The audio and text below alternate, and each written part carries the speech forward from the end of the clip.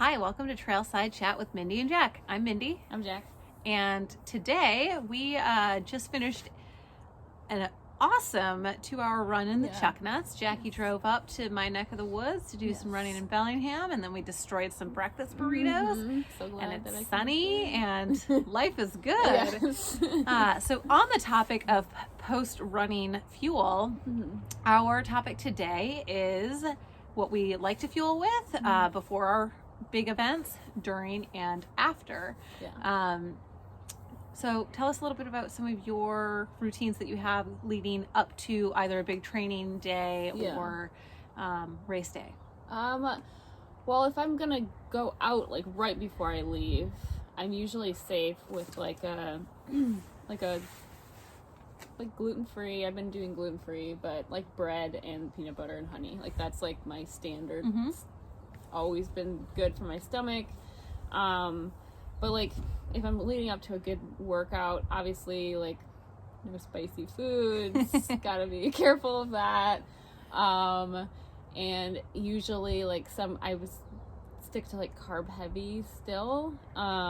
It's just something that like I feel stays with me but doesn't give me any like stomach issues. Like totally.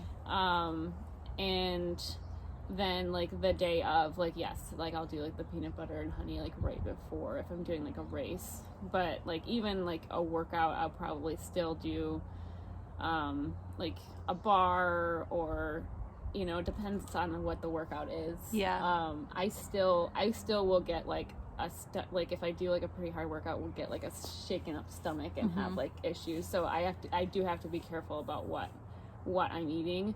At what type of intervals are you trying to eat throughout a workout, or is there a length of run that you're setting out on that, okay, I know if it's going to be below X number of minutes, I don't really need to take anything, versus if it's over this amount of time, I'm going to make sure I'm eating every X minutes? Yeah, so like if I'm doing a longer run, anything longer than an hour and a half, I would say, then I bring my water and my nutrition and everything. I'm kind of starting to do it always just because I want that training. I want to train with it, but that's probably like my cutoff. And then I try to eat every 45 to 50 minutes. Usually like I have a couple one company that actually, I was telling Mindy, was closed down, so because of COVID, that I used to use. But now I'm more like the chomps, or like the goo, like those square that are like pre-formed. I think they're called chomps. I use those just because they don't really bother my stomach, but they are pretty sweet. So that's why I did like this other option, because it was like salty instead, and I prefer that, because like after you've eaten so many sweet like goos, just disgusting. I can't do artificial foods like that anymore, like from my days of so bike like, racing. I like, if I smell it or taste it, I start just like gagging. It's very triggering, because you know, when you're bike racing, it's got to be very quick and easy. You don't know when somebody's gonna come up the side and attack you, and you're in the middle of trying to eat a PB&J. That just doesn't work. So wow, I didn't think about that. So you've got to have something that you can just shove in your mouth and be done with. So these days I try to aim for like whole foods.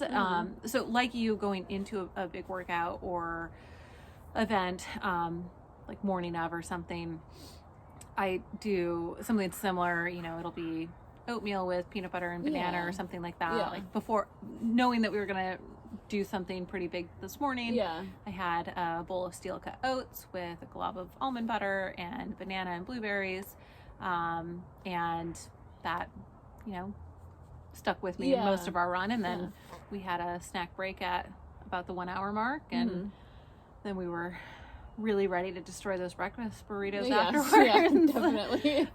But you know, foods that I shoot for now, whether I'm going out for a big ride or a big run, definitely more like whole foods. I really like to chop up like dried fruit, so dried figs with almonds. If I'm out on the bike, or I really aim for I really like Lara bars, which a lot of people don't like them, but it's just raw fruit and nuts, and there's nothing artificial sticking them together, and they aren't incredibly sweet.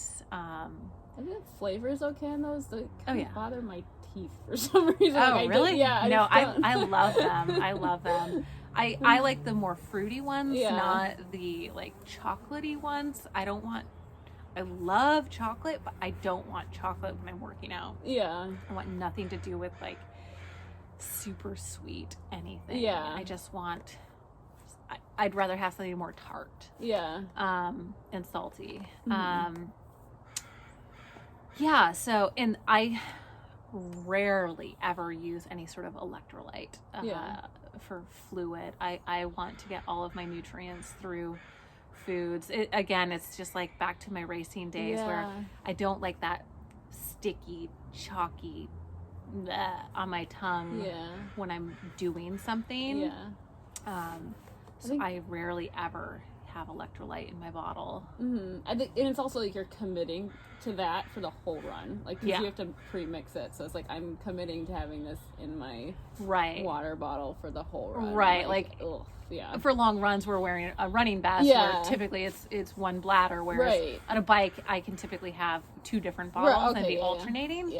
But it's rare these days that I do something like that. Because I got so burned out on it.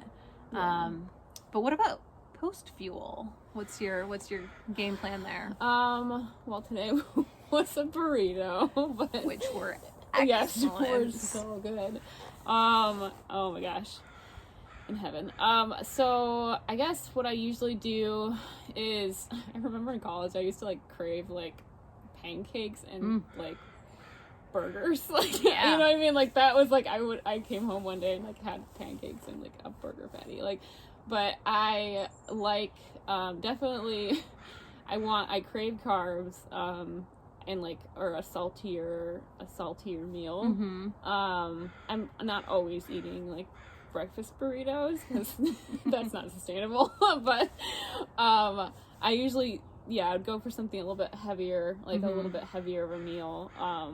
And then I'm always putting vegetables in everything. So I think usually what I have a taste for is a pizza or something like that, but I'm mostly trying to make that, but in a healthier way. So I'm doing gluten-free, or not that gluten-free makes things healthy, but but I'm making sure that I'm putting vegetables in with whatever carb that I'm going to consume. But typically I would go through and do maybe a pasta that night, or a pizza that night, or something like that. Anything that you turn to for immediate refill? Oh, okay. I usually grab a bar. Honestly, I've been actually really into barbells. They don't have a lot of sugar in them, but they're a lot of protein, and they're really good. And I've been using those right after I'll get done. But yes, I try to get something in me really quick, or if it's just a granola bar or something with a little bit of sugar in it, just to get some calories in me before also I become a monster. I can relate to that. Yeah. How about you? Yeah, I like to if we are out on a big ride, so this is trail side for me, so the trail is right here out my door, and awesome. A lot of times I run or ride right from my garage, so we'll come back and I'll either do a post ride smoothie with peanut butter, banana, chocolate, whatever. Or are you putting protein powder in there? Yeah, I use a vegan pea protein powder. Okay. I can't do whey; it makes my stomach upset. Yeah.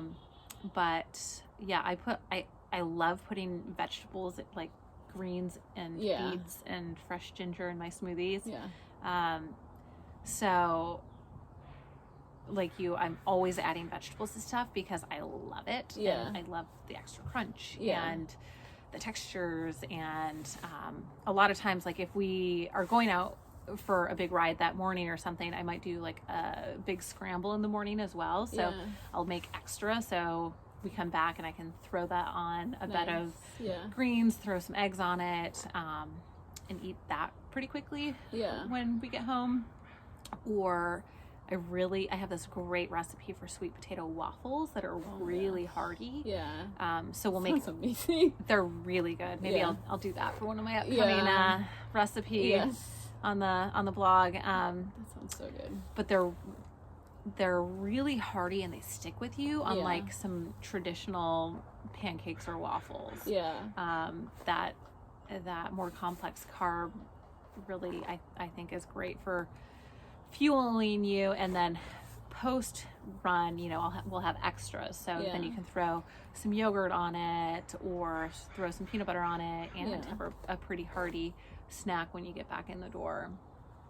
And then like I did that big 30-mile run a couple weeks ago, so I was like, nope, I'm going to eat half a pizza tonight. Exactly. I earned that. Yes. And I'm not going to feel guilty about this. And I'm going to have ice cream. Yes. So I do miss my days of higher training volumes when I was competing a lot, because definitely, I'd go out for a 4-hour ride and then come home and eat an entire Trader Joe pizza. And I miss those days. I can't get away with that these days. Not training enough anymore. I suppose I could split it with Steve, but what's the fun in that? I know. If you're gonna be eating pizza, you gotta be eating it with reckless abandon. That's right. But I'm a big fan of potatoes, so red potatoes and sweet potatoes, I'll use those a lot. I didn't even think about that. Yes, I love potatoes. Those are a great addition to any I guess a steak is not, I don't really eat steak, but any protein, how about that? It's just nice. And so any combination of like potatoes and eggs and vegetables, I could eat that every day. I love it. And I feel like that gives me a pretty well balanced fuel that's kind of always on tap. And then of course coffee. For both pre and post. That gets me through life. I've been, like I said, switching to tea, but I had tea this morning before. I definitely had tea. I had coffee after. So trying. Any other? I don't know, but you're like, everything you're saying, I'm like, oh yeah, I do that too. So yeah, like the potatoes for sure. I love potatoes, like all kinds of potatoes. Definitely like a sweet potato. But yeah, it's just like trying to find vegetables and a carb balance is generally what like I'm craving, and kind of makes me feel good even after I eat it. Because that breakfast burrito was great, but I'm also like glad I had that coffee, because otherwise I'd be like just in a coma. Right now. So that's not, again, like I said, it's not sustainable to choose to eat that every day. But I also like the waffle idea. Do you do sugar of any kind on that, or there's a little bit of coconut sugar in it. Oh, okay. In the batter, just to give it a little bit of that crispness. But on my sweet potato waffles, they're pretty hearty. So I'll do, like I was telling you earlier, I've switched to pretty much all plain whole milk yogurt. So pretty calorie dense, but a lob of whole milk yogurt on my waffle with some almond butter and some maple syrup and some blueberries or banana on the side with it, and that will keep you going for a while. I'm into it. I'm gonna try that for sure. And with the leftovers, you can just pop them in your toaster. So you can keep them in your freezer for a couple of days and pop them in your toaster for later in the week. And I do that all the time. We just bought a waffle maker, so I'm on board for this. I'll get that recipe posted on the blog next week. It's a good one. It's super easy too. Okay, I'm definitely gonna try it. Cool. Any other go-tos? I'm just I'm boring. It's like, I know that peanut butter and honey's not going to bother my stomach, and I'm sticking to it. Yeah. To be honest. And, you know, that is the best way to play the game. Yeah. You know what works, and the worst thing in the world is getting out there 3 miles from an porta potty, and you're like, oh. Shit. Yep. This is going to go sideways. Yeah, exactly. Or you're trying to do your running, like doing a workout on the road, and there are no porta potties and no trees. Yeah, that's unfortunate. So that's why I'm like, I know peanut butter and honey works. I'm gonna stick to it. Yeah, but keep watching the blog, because each week I try to post one recipe that I whipped up that week, and I am a big fan of quick and easy meals. So watch for those, and hopefully we can give you some more new ideas. Yeah.